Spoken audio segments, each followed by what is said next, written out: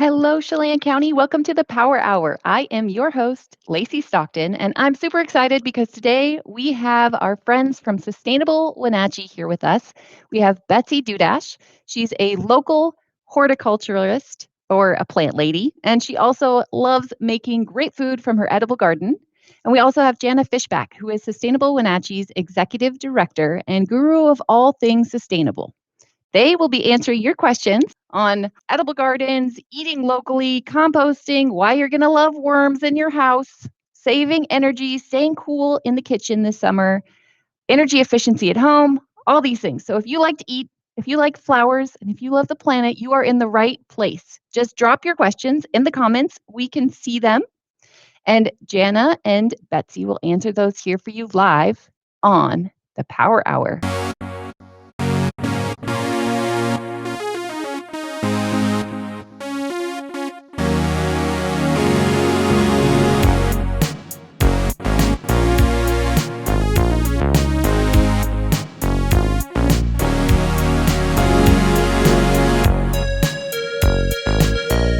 Hello. Hi. How are you doing? That was an abrupt ending, but we're super happy to have you here. Jana, it's so great to see you. Thanks for coming. And Betsy, I know that you have some delicious treats for us. You're going to show folks how to actually make really cool stuff with the plethora of things growing in our valley right now. So why don't you show me what you got?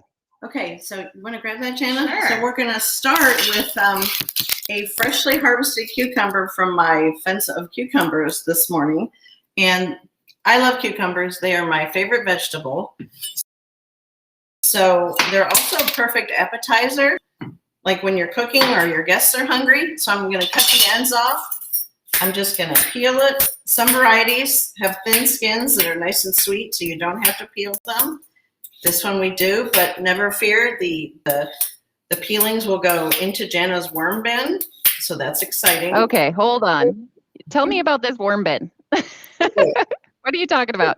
Sure. So Yeah, here's the worm bin. So these are my friendly little worms. They normally live downstairs, but I brought them up for the day. So I got this online, and you can definitely do it in a less fancy version. This will be a real quick guide. But if you're interested in this, Betsy and I are actually going to be doing a PUD University talk coming up this fall about composting with worms. So the top layer is kind of where you add your food in. You have a layer of moist newspaper on top. And this is where you would add in your food, and they come and eat it, kind of mix it in. You want a good mix of like kitchen scraps and then things that are more like fibrous, like newspaper, or I use like the rolls from your toilet paper, rip that cardboard up, kind of shred it.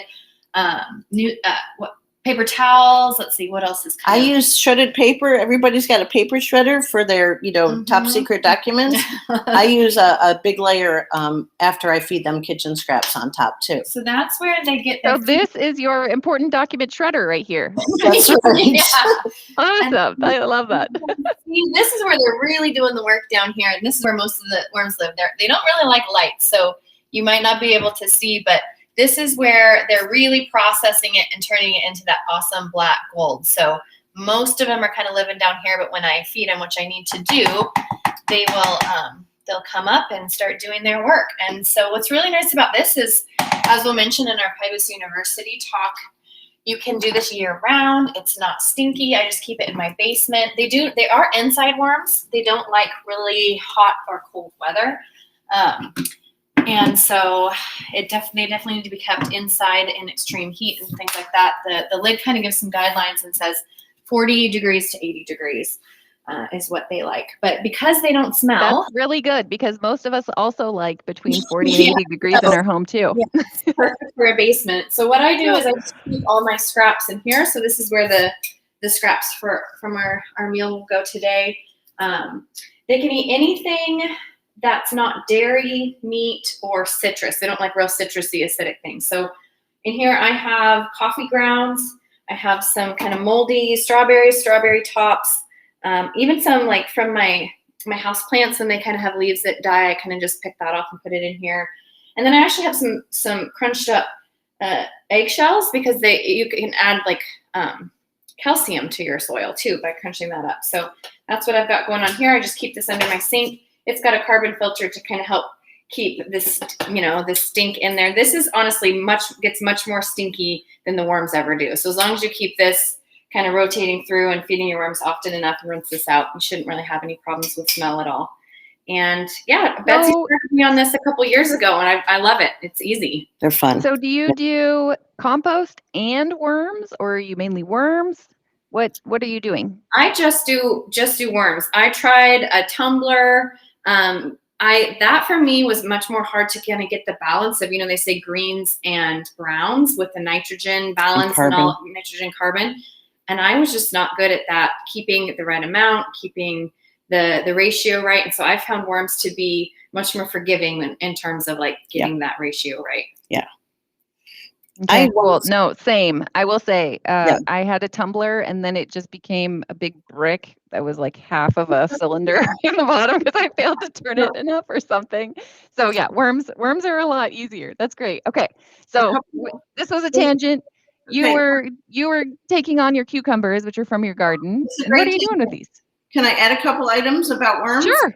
I just use, leftover plastic containers from hummus or something, and those rotate out. So I have one for my outdoor compost, because worms, I also don't give them like tomato seeds or pepper seeds, because once you use that compost, if they have seeds in it that are viable, they'll just germinate and you'll just have all these little seedlings, and you'll be like, well, I don't know what kind of pepper you are, or tomato you are, or tomatillo, or whatever. So I kind of segregate mine. And the eggshells are a big thing in my worm bin as well. They seem to kind of use them for reproduction. They seem to kind of cluster in those areas too. Interesting. Super easy. My worm bin is different than Jana's, but yay. They're awesome. Yeah. So do you remember the date on that for that Private University talk? November 16th. November 16th. We'll be doing that. It'll be mostly Betsy with me as the Vanna White. Yeah. So. Cool. Was it, as of right now, is it in person? It is. Yes. Yeah. So bring the worms, see the worms, bring kids if you want, and they can hold them. We sometimes do that. We'll do presentations for local schools, and they get to hold the worms, which all kids love. So I'm just throwing the kitchen scraps. Now at home, the ends would have gone to my dogs because, crunchy things, delicious fresh veggies. And I'm just going to make fancy slices so we can munch on them as an appetizer when we're not talking. But fresh That'll never happen. It's okay. We have so much to share. So there's nothing better for me than, produce fresh from the garden. So that's one really easy thing to do, and I am going to eat one. So I can talk a little bit, since we've been talking about compost. This kind of addresses the problem of food waste, which, in talking about opportunities to be more sustainable in your kitchen, food waste is maybe number one. I don't know. It's hard. There's different reasons to do different things, but in terms of not only landfill, like I think people throw out like 40% of our garbage can be food waste, and a lot of that is edible. There's, the equity issues of that, of wasting the time of a farmer and people who are hungry, and we're wasting all this food, but also then it gets in the landfill and puts off a lot of bad, greenhouse gases and methane and things like that. So it's really important to try to reduce our food waste. We can do that by not buying so much in the first place, buying what's appropriate for the size of your family, which is always hard. You get something that's in the back of the fridge and you forget about it. And before you know it, there's the joke, oh, I grabbed my bag of salad that I'm just going to throw away in 2 weeks. People kind of have this cycle of shopping that we need to break and learn how to do that better. And then also dishing up the appropriate amount. And this is maybe easier for adults. I find it's really hard. I have 2 young kids, and I want them to eat more than they do. And so I dish up a certain amount, and then they eat a third of that. And then that becomes food waste because I can't adjust to the fact that they're not really going to eat what I want them to eat. So some of these behaviors that when you're cooking or shopping can really reduce the food waste from the beginning. And then when you end up with the food waste, you can compost it and deal with it in a more responsible way. And I have the opposite problem. Kind of a related problem is I grew up with 7 siblings. So there was never extra food. I mean, it all got eaten. And then when I grew up and was cooking for only 1 or 2 other people, it was really hard to kind of size down what I cook. And now I'm to the point where I hate to waste food. So I have to be careful not to make too much pasta because we will eat it. It's just like, it's there. We don't want to waste it. And, who wants leftovers? Well, I like leftovers, but my husband doesn't. Your worms want leftovers. and the salad, like my husband loves salad, bag salad, which I won't eat. There's something about it, the smell, yeah. But we decided the other day that there is someplace locally he can buy it really reasonably. And he said, even if I can't eat it all, it's still more cost effective and the worms can get the rest. I'm like, yay, so there's the dollar. Tell me more about this. So, okay, you grow a lot of your own food, but probably not all of it all year round. So where else do you get your food? Well, PSJ, Plaza Superjet, is in my neighborhood, and that's a local family-owned business. Their produce section is actually pretty amazing. I don't get down there often enough for it being 2 blocks away. They have really good selection. They have a lot of organic produce, and it's very reasonably priced. They also have paper bags you can put your produce in. You don't have to use the plastic bags. Of course, we always try to remember, I'll be like, hey, if you're going to the store, take a couple plastic bags that we already have, take some paper bags for the produce, for fruit and veggies. It just makes life simpler not to accumulate more of these things that we can't recycle, or if we try to recycle, they don't necessarily get recycled. Farmers market is another good one. Yeah, of course. So there's lots of local farmers markets. Of course, the one down at Pybus, but they just added a new one in Kashmir on Sundays. Leavenworth, Quincy, I think Lake Chelan has one. So no matter what community you're in, there should be a farmer's market there, which is a great way to support local farmers and get really local fresh produce. You think about some of the distances our food travels, and it's just mind-blowing to think of, especially when we eat out of season, where the stuff is coming from, South America or wherever. And so it's really nice when we can in season to get that local produce from farmers. And one thing my family does, we've done for a few years, is a CSA, which is a community supported agriculture. So that's essentially signing up for a share of that farmer's or that store's kind of for the whole season. You're signing up for a share, supporting them for that season, and you get a portion of their produce. So it's kind of fun because it's really dependable. It's every Wednesday or every other Wednesday. We do the every other week thing. And you get a real variety. You don't get to pick, you get whatever they have in season. And so it kind of stretches maybe what you're used to. You'll sometimes get kind of a quirky vegetable you've never heard of, and you have to Google, what am I going to do with this? And it's really fun with my kids. They're like,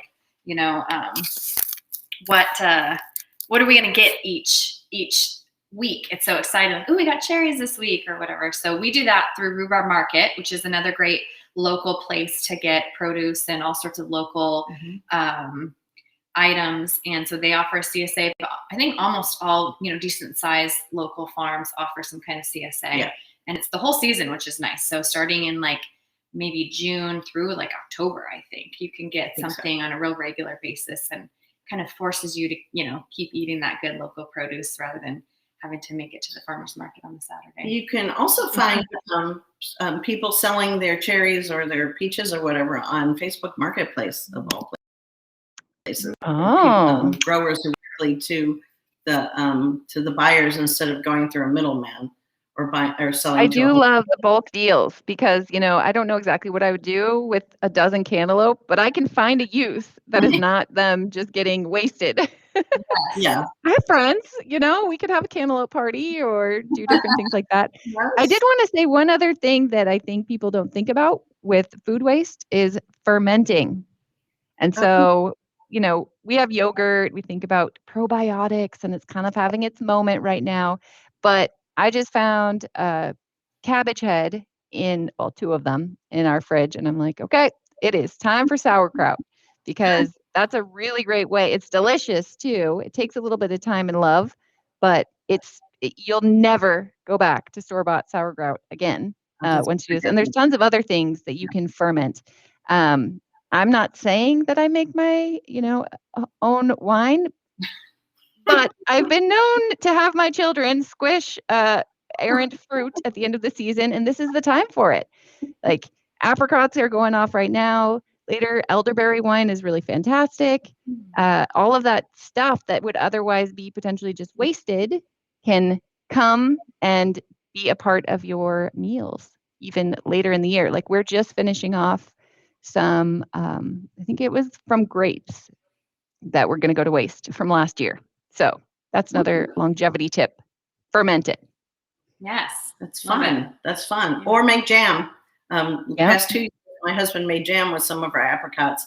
This year, with the heat and the timing, they just ripened too fast and we couldn't stay on top of it. So that didn't happen. But if you like to be in a hot kitchen in the summertime, that'll work. I'm not a huge fan of that stuff, but yeah.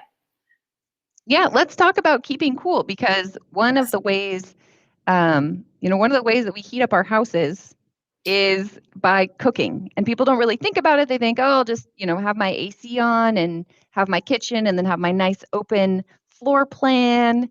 But there's a lot of heat that gets wasted from the kitchen. So I know that you two have a couple of ways that you're using to cook still inside, although it's always an option to bring some things outside if you have that space, like barbecue or bringing actual devices outside. But what do you have right now to reduce the amount of heat you're spewing into your home?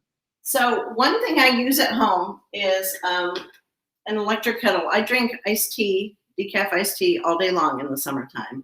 I drink 2 cups of hot tea every day, year round. An electric kettle is a super efficient way to do it because you put exactly how much water you need to.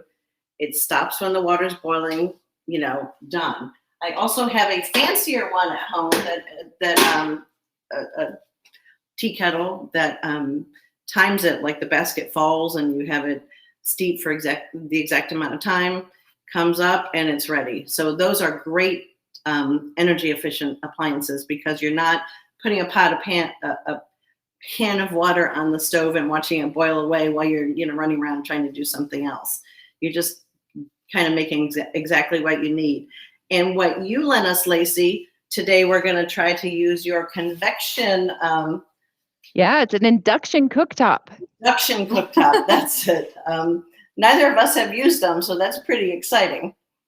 Yeah, so these are really fun. This is just, it's just a single burner and it comes with just a regular plug-in, just like any device. And you put on a magnetic pot, which most of our pots are magnetic. I use cast iron. It looks like you have some stainless steel on there. And then you turn it on and all of the energy goes directly into the bottom of that pot instead of heating up the space around and then going into the pot. So that's why it uses about 25% less energy than a traditional electric stove would. And I just have this one because we have a fully functioning regular stove in our kitchen. But this is super fun because then I can bring it with me. I can go outside if it's super hot. And I don't have to worry so much about something being hot. Like I can put it actually like on our plastic picnic table and it's not going to melt anything, which is also pretty handy. I have a couple other tips about that. I think and Jana knows that I just don't use the oven when it's hot out. I did last week. We had that one day that was in the low 80s, and I got all excited and I made a frozen pizza. I mean, I dressed it up, but I was like, "Ooh, this is the first time I've used the oven in weeks," and I probably won't use the oven again, given the long range forecast until fall, because it gets your house really hot and you can't get it out quickly. The other thing you can do. I'm going to just cut you right off and then we'll go back to this. I promise, Betsy. So Jessica has a question. Yeah. Do you two know if the city of Wenatchee offers compost? They do not, but that is one of our dreams, long-term dreams that they would. It's a really complex issue with where that food waste would go. So yes, they do offer technically compost pickup in the terms of yard waste. Right. You can put I think it's an optional thing you can strive to get a curbside bin. And it's like every other week pickup. It's the big green bin. Mm-hmm. And it's picked up by Stemilt, I think. Yeah, so Waste Management picks it up and it goes to Stemilt Hill. I guess several years ago they tried a pilot taking food waste and it was a smell issue for the neighbors and things like that. And so that pilot wasn't really successful in terms of kind of affecting the neighborhood of where the composting is going or is happening.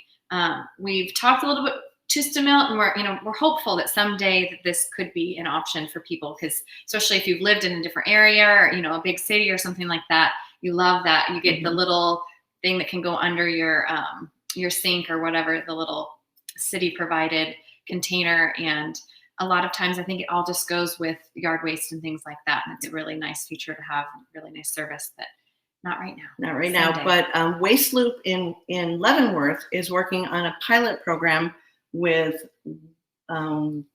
Winton Industries, right?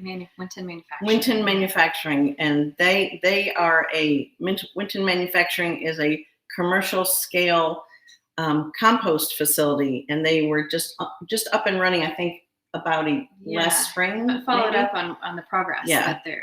So they're doing a pilot, picking up kitchen scraps from participating restaurants to kind of see in the how Leavenworth it goes. area.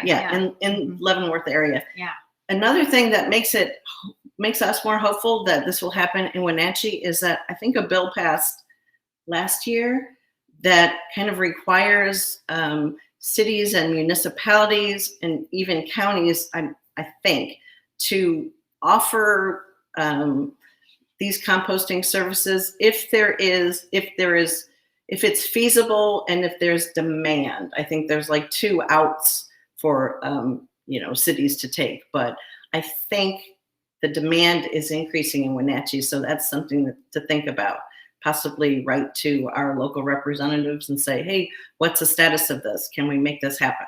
Yeah, Sustainable Wenatchee, we're not like a policy relating, organization. We just encourage like voluntary behavior change, but definitely is sometimes nice when there's the policy side that kicks in and helps things happen. So that was a great question. Thanks for asking that, because we meant to mention that. Yeah, thanks, Jessica. And if you're just joining us, we are here with Betsy and Jana from Sustainable Wenatchee. They're in the kitchen talking about different ways that we can save energy, water, and kind of the planet at home, as well as Betsy is a local landscape horticulturist, a plant lady, so she can answer all of your questions about edible gardening, including in containers.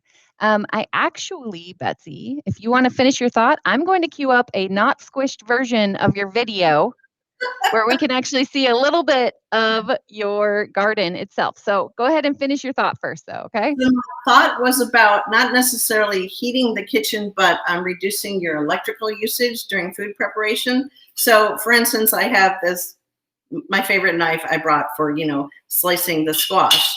And I'll confess, I actually made the pesto at home this morning with my food processor, my little tiny food processor that I've had for, oh my gosh, more than 30 years. So here's a pesto sauce. But I have in the past used a mortar and pestle to make pesto. And it occurred to me this morning that there might be a fair number of households in the valley that have a molcajete, and this would be ideal for making something like pesto sauce. Ideal. It's just a little more labor, but you're not using any electricity. And it tastes different. I know that sounds so silly, but when you the apparatus that you use is different. Like if you make salsa in a food processor, it's just not as good. Let's just be honest. It's all mushed up and it doesn't have the slices. So I guess it would taste different with your molcajete as well. Right. When I make salsa, I hand chop everything because everybody has different, some people like a little more pureed. I happen to like a nice chunky salsa where you can identify everything. So you're absolutely right. So should we get back to food prep quickly? Sure. Why don't you do it? And then I'm going to show your video of your garden. So I'm just going to slice up some summer squash because we're going to saute summer squash with fresh sage, which is one of my favorite combinations. So I'll be right here. Okay. All right. Let's do it. My urban garden. The front yard, of all places, has my herbs. So I've got sage, 2 sage, thyme. There's thyme buried under there, and some rosemary, and lots of mint that I use in iced tea. And a crazy dog. And it turns out, because once you see the backyard, you'll understand that we don't have a lot of space or as much sunshine as in the front. My peppers and tomatoes go on the porch and on the west side of the house. And Betsy, I love that you And use here's all the Grace space that you Duck. have. So if you look, peppers in pots. Check those bad boys out. Look at them. And they're all, those are going to be red or yellow sweet. And there's also this Serrano hybrid that I grew last year that I love. So have a few plants of that, and then some more sweet peppers here, probably. Oh, yes. Oh, this is a Cuore di Toro, which is my favorite sweet pepper, and it's Italian. I had pretty old seeds, so I was really excited to try it, and it looks like we got one. And then there's tomatoes, and there's tomatoes, and more tomatoes, and more peppers. Oh, they're starting to turn, see? And I have a habit of cramming a lot of plants into the big pots because the limiting factors for growing things are going to be water, sunlight, and nutrients. And I can easily control the water because I have a hose right here. And nutrients, like 2 days ago, I just added some worm castings for nutrition. They've got good soil, but throughout the season, I'll keep adding more. But look, Jana, you want to try a special treat? Ooh. Ready? This is my Fresh off the favorite because vine? Jana doesn't actually Or like is this one tomatoes, but better? she plays it off so well. I love it. And they're organic, so you can eat them you. straight off the plant. Nice. I don't give them. What do you think? Very good. Yeah. So more tomatoes. I think I have 5 different varieties.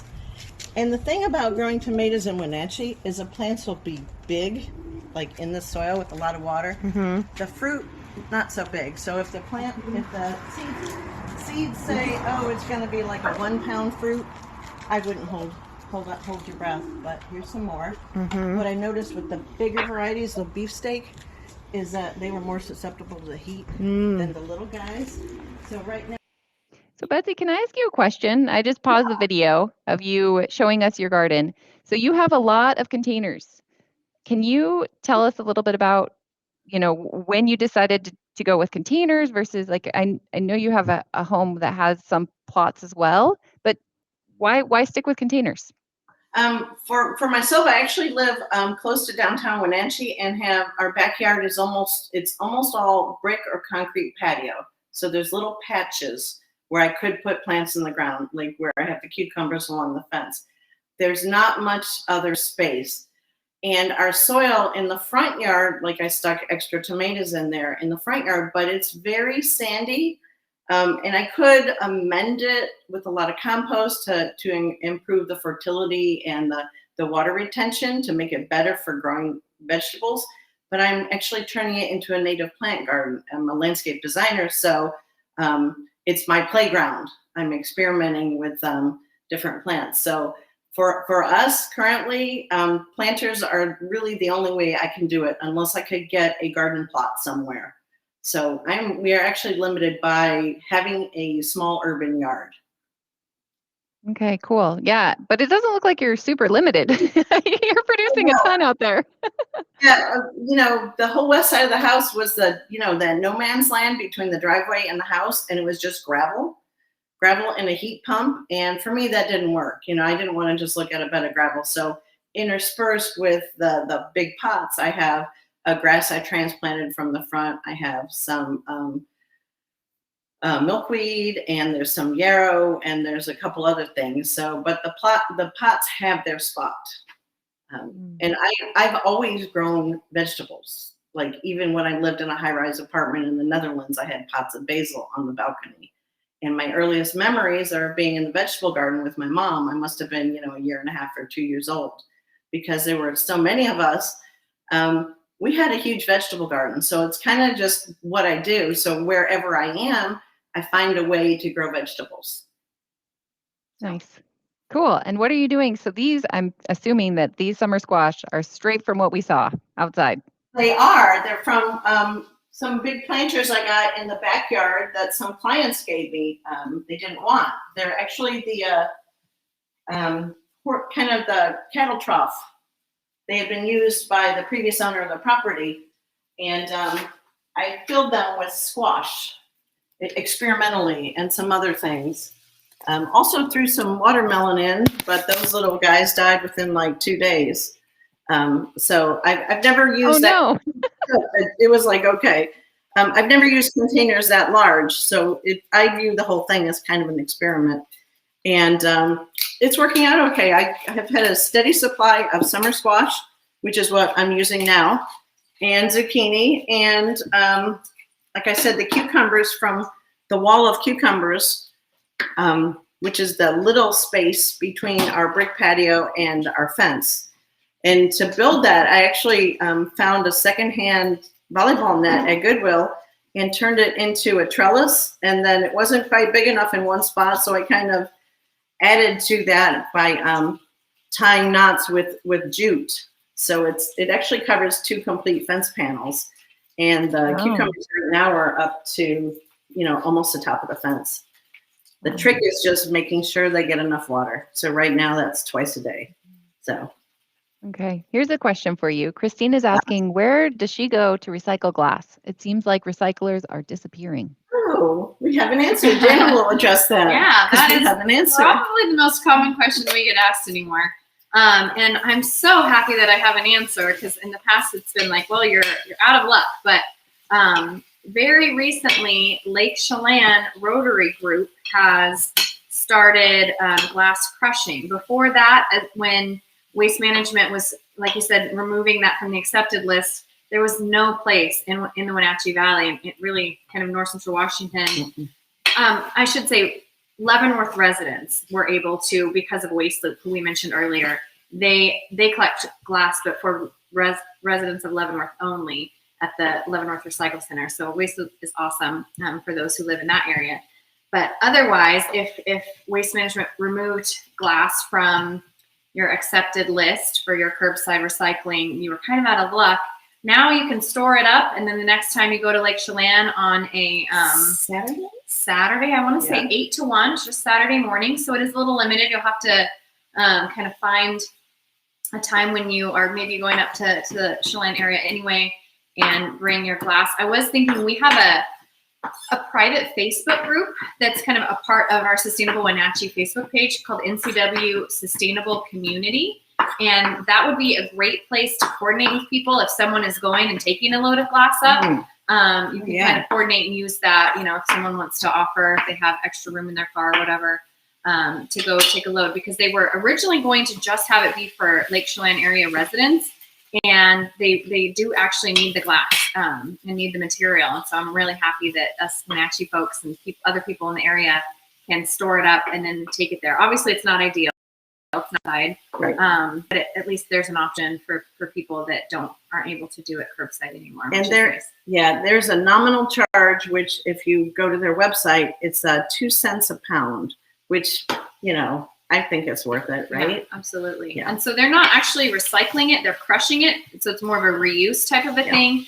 But they do say that there is a market for that material. So it can be sand or kind of this aggregate material it's not like sharp. It's really nice to use, I think, in maybe landscaping. There's lots of different options for what they're going to be using that material for. So way to go, Lake Chelan Rotary. Hopefully someday we'll have something like that in Wenatchee. There's talks of that with maybe some local Rotaries that could potentially fund something similar, maybe working with the Wenatchee Rescue Mission, who could house a crusher like that. It's a huge thing. It's like a huge piece of machinery, and it came all the way from like New Jersey or something. So it's a really great success story that Lake Chelan Rotary has accomplished. Yeah, absolutely. Cool. Stop holding our breath. We have a some place to take it. Like I have a box of glass in the basement since Waste Management stopped taking it in Wenatchee. I've just been holding on to it because knowing something will happen eventually. So now you can go back to bottled wine and stop drinking that box wine. That's right. For the cans, I tried the cans, and aluminum and tin cans are always recyclable. Endlessly recyclable, so they're a good option. A good option for almost anything. Yeah. Or fermentation. Just saying, you don't have to purchase any sort of glass. Love it. Okay, so what are you up to? You look busy. So I'm sauteing the summer squash. I sliced it here, and with lots of black pepper. I'm a huge pepper fan. So if you don't like black pepper, don't come into my house to eat, because it's like, it's one of my favorite spices. So olive oil and summer squash. And this is a nonstick pan, but it's not the Teflon coated dangerous kind. It's the, I can't remember what they call it. It's like a stoneware coating. They're Italian. I like the Italian ones. You can't cook really hot on them. Like a medium high is as high as you can go, but they cook beautifully and things don't stick. And you also need to let the pan cool down completely before you stick it in water. You know, sometimes people cook things and they immediately run over and rinse them off. That's never really a problem with me, because I tend to like make a big cooking mess and then it gets cleaned up. But and chop some fresh sage, because this is for me, this is one of the most beautiful flavor combinations, is summer squash with sage. It's like in Italy once a friend made me pumpkin gnocchi, right? Homemade pumpkin gnocchi. And then to top it, she just sauteed some chopped fresh sage in butter, poured it on top, and then put fresh ground Parmesan on it. And it was heavenly. So that flavor combination has stuck with me. That was over 30 years ago, and it's just beautiful. And most people, if they have an herb garden, will have sage in it. So if you don't know what to do with those cute little summer squash, now you do. I love that. I always just go for basil, but I can see how sage might work, especially with loads of butter. Which, speaking of butter, how bad is it that I sort of douse my summer squash in butter, Jana? I love butter. So, well, if you're asking in terms of climate change, yes, yeah, it does depend. justice. You know, where you get your food, where it comes from, does have a real different impact on the climate. So it's not really what anyone wants to hear, but if you can reduce the amount of meat you eat or reduce the amount of animal products you eat, it will help reduce your carbon footprint if that's something that you're interested in doing. I would say, you know, they have really awesome charts that kind of show you from all the different products or the different animals how bad it is in terms of the carbon footprint. And I don't think butter is high on the list, so I wouldn't be too concerned about that. It's more like beef and lamb and pork and some of the more big animals, and then dairy products are somewhere in there. But and I like grass-fed butter too. So grass-fed anything will be better. Yeah, and we're definitely not absolutists at Sustainable Wenatchee. Like, I'm kind of working my way towards vegan at a real slow pace. I became vegetarian a while ago, but it's not something like, I think that, you know, we're not saying everyone drop all animal products and meat immediately, but it is something if you're working to kind of lighten your impact on the earth, that it's a good option. My stepdaughter visited a couple weeks ago, and she's a longtime vegetarian. So I just cooked vegetarian for the entire time that she was here, and it was really easy. It was super easy, because pretty much how I cook, meat is kind of an afterthought almost. It's never the focus. I am not a meat and potatoes kind of person. It's probably my least favorite food item, except sausage. But in sausage, it's all the flavors. So like her first night there, I made a pasta sauce, which normally I would have put a hot Italian sausage in, but instead I just added crushed fennel seeds and red pepper flakes to kind of imitate that flavor, just to add that extra layer of flavor to it. So it was no big deal, and nobody missed meat for an entire week. And I'm definitely eating less since then. It's just like, okay, if someone else wants it as part of the dinner, then yeah, but otherwise I'll just happily cook without it, which is huge. Sure. It's huge. It's something I wanted to do for a long time. Yeah, absolutely. And I'm one of those sneaky people that teases people. So my family, 100% meat and potatoes family. My dad's from the Midwest. He does not mess around. He's a Cornhusker. He's not going to be going vegan anytime soon. So I mess with him. So I make him his favorite dishes. And then it's like, oh, yeah, did you notice anything different? No, it was really good. Did you add different spice? And so you kind of like play with people, right? Or I make these tofu brownies, which kind of makes you sounds gross. People love them. Yeah. You know? Yeah. You can trick folks. And I will say the other thing that I do really appreciate about being in Wenatchee, because it's not like this everywhere, is that you can go mainly to tiendas mexicanas, so Mexican grocers, and you can get all kinds of animal products. And I just mentioned this simply because talking about reuse and all of these other things, just only picking a certain muscle of an animal to me seems super wasteful. And so this is another trick I'll do where it's like, oh yeah, well that was actually with tongue or kidney or other different organ meats. Snout to tail or something, like using every part of the animal. Yeah, totally. Yeah. In Denmark once I had smørrebrød made with tongue, and when you know what it is, it's a little disconcerting, but you know, and my same Italian friend who cooked the wonderful gnocchi also cooked us beef heart. It was sliced very thinly and sauteed in olive oil and seasoned beautifully, and just, you know, I mean, we are really selective in this culture with what we eat. I remember my dad telling us that when he was a kid growing up in Cleveland, they ate the stuff that other people didn't eat. And he really didn't eat real meat until he joined the Air Force. But they also had chickens. So as an adult, if you served him chicken, he would look at it and say, "Dead chicken," because one of his jobs as an 8 or 9-year-old was to go out and kill a chicken for like Sunday dinner. And that kind of stuff stays with you. So yeah, talk about a sidebar. Right? Yeah. No, I love this. I feel like I'm getting to know you guys. No, this is great. Okay, so right now you are making, so it sounds like summer squash, done, ready, waiting. Cooking. What you doing? Oh, still cooking. Okay. Yeah, so I added some chopped sage, and we turned the water on for the pesto, actually for the pasta. And both Jen and I are gluten free. I'm gluten intolerant. She actually can't eat it. But I wanted to quickly run through, if anyone's interested, how I make pesto. I'm just going to tell you. I use pistachios because I love them, and they're a whole lot cheaper than pine nuts. And if, say, you look at Costco, pine nuts, a lot of them now come from China.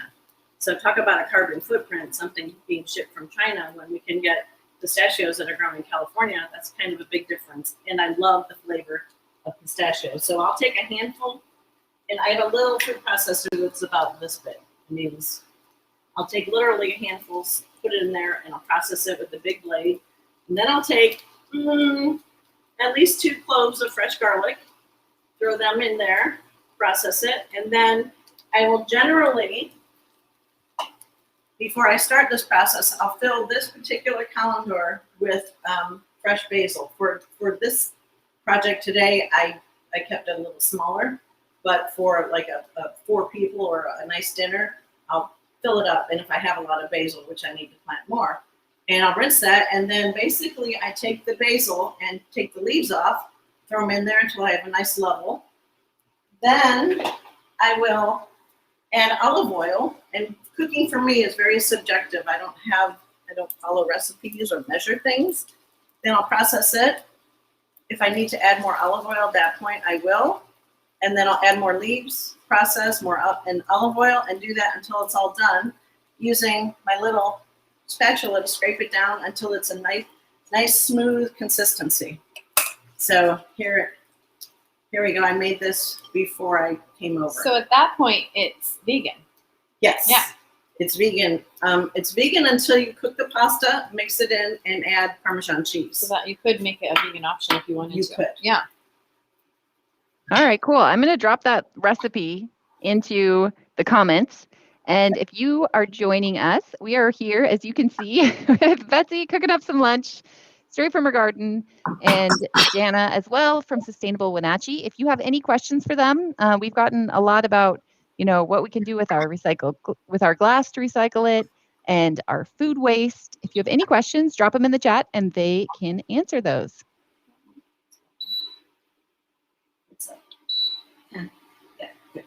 All righty. How's the induction cooked up? It's starting to bubble. It's pretty quick. Yeah, I find that it's like warp speed. If I put it at power 10, it's like I put the lid on and then it boils. Yeah, that's so super awesome. fast. And the lid on is something I said to Jana, don't forget to put a lid on, because when we're talking about keeping your kitchen cool, a lot of people don't put the lids on their pots when they're boiling something. And all that does is waste electricity, and it sends a cloud of hot steam into your kitchen space. So always cover it until, the point where you don't cover cooking pasta, but you definitely want to cover the water while it's boiling. For sure. I am curious, and you may or may not know this question, but tell me about your fridge. I see your fridge behind you. Yeah, let me hold this while you talk about your fridge. Yeah, I'm really curious because one of the things that that really matters in a kitchen are all the appliances. Like we don't think about how much tech and other kit goes into our kitchens, but between our microwave, our oven, our stovetop, our fridge and freezer, sometimes we also then have like coffee makers and espresso makers, and some people even have like the Instahots, right? All of these different things that are all using electricity. The fridge is using it all day, every day. Right. Yeah. I don't know that mine's necessarily like an Energy Star or anything fancy as far as efficiency, but yeah. My appliances don't say Energy Star on them, but hopefully they're not too inefficient. No, it's okay. If you open up any of your doors, you'll generally be able to see. So your dishwasher, for example, there's generally on the inside. We don't have to do it now, but you can go and you can see what model it is, when it was made. If it is Energy Star, it'll generally show on those little informational labels. There it is. Energy Star. Look at that. Hey, Energy Star dishwasher. Nice. Yeah, this house is 2007, so I don't know if that was, a real common thing. But I did pull out a lot of items from my kitchen that I can share now if we're ready to do that. So here you go. There you go. Wait. Yeah. Betsy's here cooking in my kitchen because I could teach no one anything about cooking. I am not a good cook. But I do like to try to reduce waste, of course, working for Sustainable Wenatchee. And so I at least have that part down. So I was just going to share a few things that we do at our house to try to kind of reduce our waste. Of course, focusing on reusable items instead of disposable. So we do all cloth napkins, which sometimes you kind of have to get over, like you're thinking it's a fancy thing. Even with your kids, you give them cloth napkins and just do a little bit more laundry. We do Unpaper Towels. And I was thinking back, I bought these when I started grad school in 2012. So these are almost going to have their 10th birthday. And I love them so much. Maybe I'll throw them a party because they've been they're a handy thing. I mean, if you think about all the paper towels you've saved in 10 years using something like this, I bought these on Etsy back then, and they have snaps, but you can get some that you just kind of wrap around. Wait. Show me. Give these guys their glory. Yeah. So that's just fabric. It's a terry on one side, and then it's got a cute little kind of go green type of fabric on the other.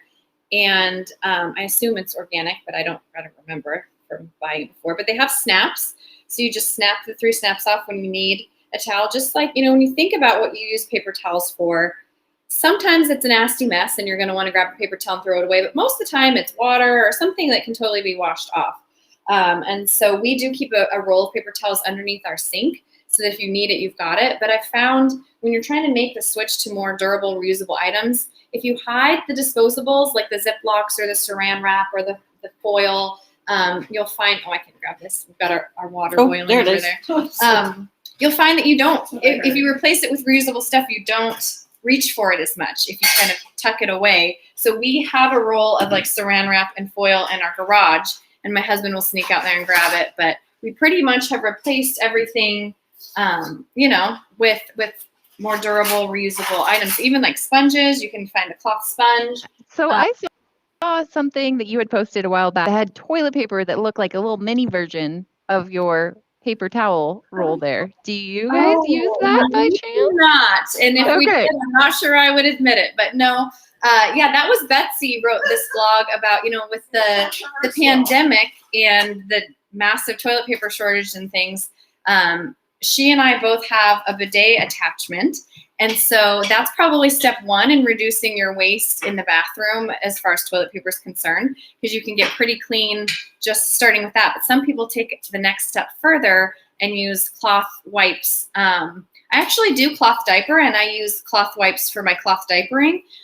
So it's not that big of a step for using it for the whole family, but we have not done that, and I don't necessarily plan to. We just made the switch from buying Costco toilet paper to the recycled toilet paper that gets shipped to our house. So I'm feeling pretty good on that, that level. Okay, cool. And that's the cool thing, right? Like I'm not going to judge you that you don't, Right. use fabric for all of your things. Yeah, But it's pretty cool. definitely comfort level and what people are interested in. That's when we talk about going zero waste. I have far from a zero waste kitchen. But you just pick one thing that sounds good to you, or that you think would be doable for you and your family, and you start there and kind of go from there. So Right on. Okay, so show me your sponge. oh yeah, so I couldn't find the one I like better, but you can find these reusable sponges. So you just throw it in the wash. I'm not really a sponge person. My husband likes them more than me. I'd just rather use kind of a scrubber, but there's pretty much a durable option or reusable option for almost all kinds of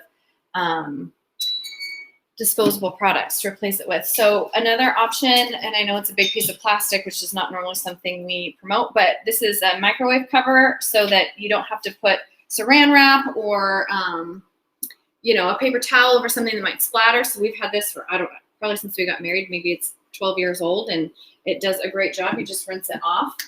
For storage, of course, the mason jar is kind of the golden child of zero waste, and everything looks so nice when put in a glass jar. And so you don't have to go out and buy a bunch of fancy containers. You can just use mason jars that are pretty easy to find and pretty inexpensive, but then you can get like fun accessories to make a tumbler out of it. So, you can kind of scale up or scale down what you're willing to do. I think sometimes people think to go zero waste, you're going to have to buy all this fancy new, glass stuff or stainless steel stuff, or and it doesn't have to be going out and buying, all new everything.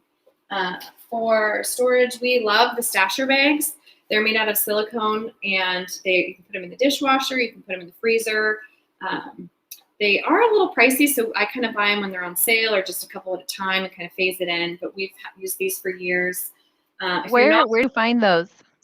You can start to find them more locally. Where did I see them? I think I saw them at Target the other day. It used to be that you had to order them online. I even saw them at Office Depot maybe last year. So, because they would be great for like a pencil bag, Which is, sorry to interrupt, but coincidentally, Office Depot is where I buy my recycled toilet paper, because you get a big bulk package that should last a long time. So wow. that predated the stasher bags, or the cloth ones that you can wash that have the Velcro, so that works for kids' lunches or something. And then Target has a great section of compostable stuff. So if you're not quite ready to go full reusable, but you want a more eco-friendly option, they do have like different kind of Ziploc bags like this, and kind of a saran wrap and stuff that is made from plants. But when we talked about composting earlier, when it says compostable, they mean in like a composting facility, like a municipal level commercial composting facility. If you try to feed this to your worms or put it in your, bury it in your backyard, it's not going to break down. So you got to take it with a grain of salt. When you see something that's compostable, it's probably still going to end up in the landfill, but at least it will compost in there. When you think about reducing your waste in the kitchen, one great way that's really accessible and easy for everybody is, of course, just using reusable shopping bags. I love my Equipped bag. It's EQPD. This is made in twist, and it's really easy to clean. You can just hose it down if you want, but super sturdy. They call it the last bag because it's the last bag you'll need because it lasts forever. So that's a little shout out to Equipped out of twist. And you can start to bring your own produce bags if you want. Most grocery stores should be fine with doing that, or shopping in bulk and using your own kind of net bags to skip the plastic. And FYI, apparently October 1st is the official start date for the plastic bag ban, I heard. I think some stores are kind of starting it a little early, So is that all plastic bags, including in the produce section, or do they still give you produce bags? They still give you produce bags. Yeah. I think it's more like the grocery bags that you carry out. Yeah, But maybe that's the next step. My dear family friend is a logger, and he always gets excited when these things happen. I'm sure you don't want to hear that, but he's very happy when plastic bans go into effect. So I'll kind of wrap it up, but of course, straws of all kinds, glass, metal, silicone are great if you like to use straws. Silicone is kind of the real popular one, so I have some metal containers that are nice for kids so they won't break them, with silicone lids that fit on pretty nicely. If you often line a pan in foil, you can opt for the silicone baking liner that is easy to clean and reusable, and you can heat it to like 1,000,000 degrees. if you're big into baking, they even make little silicone baking cups that you can use over and over again. So silicone is not technically plastic. It does have plasticizers in it, so I wouldn't call it plastic free, but it should last kind of forever. So, and then the last thing we do that's, I should use it more, but we have a soda stream. So if you like sparkling water, I actually have it in our fridge here, but you can buy the canister and then make your own sparkling water instead of buying something like LaCroix, which I am guilty of doing. But this is kind of the zero waste option because you can, you can get your CO2 cartridge filled. You can switch it out at a place like Fred Meyer, or you can even get an adapter, and we take ours to Hooked on Toys, and they'll fill it up for us there, along with all the paintballer people. Oh, sweet. So that's one option too. Awesome. Wow. Okay. So you guys have lots of kit, and some of it I'm kind of in my head thinking about how I can DIY some of it. I think a lot of it, sometimes when we think of eco or we seek it out, there's stuff online and it can be a little bit pricey. Yes. But I would love it if I could. Do you have resources on where people might be able to find some sort of like DIY options? Like I love Betsy's reuse of a old volleyball net for her cucumber trellis. Like these are brilliant ideas. Where do people find out more about this stuff? You can just be creative. Or you can, there's tons of resources. If you Google pretty much anything you're trying to replace and pick, reusable or durable, if you just kind of Google that item, then someone's probably already thought of it. I think Etsy is a great Pinterest is a great place for all sorts of ideas. And so, if you try to, do zero waste kitchen or zero waste bathroom or whatever it is on Pinterest, you're going to find all kinds of things, and you add, DIY to that. And I think someone's thought of it already for sure, because it does get quite expensive when you're buying new. Something like I mentioned earlier, like I think it's best to kind of pick one thing and maybe purchase that, get it in your rotation, and then go to the next thing. Because if you try to just go zero waste from the beginning, it's going to be expensive and a lot to adapt to. Yeah. Okay, so you just drained your pasta? Yep. When do I come over? If you can be here in 3 minutes, that would be good. Perfect. I forgot to bring a bowl, so we'll have to use one of Jana's. Of course. But I think we're almost out of time, aren't we? I want to see the grand finale here. So just really quick, give me a quick summary of what it is that you have created. So it's gluten-free spaghetti, which is going to have pesto on it. Big bowl? Yeah. And sauteed summer squash with black pepper and fresh sage, cooked in olive oil. And we had some cucumbers. There's just a few slices left,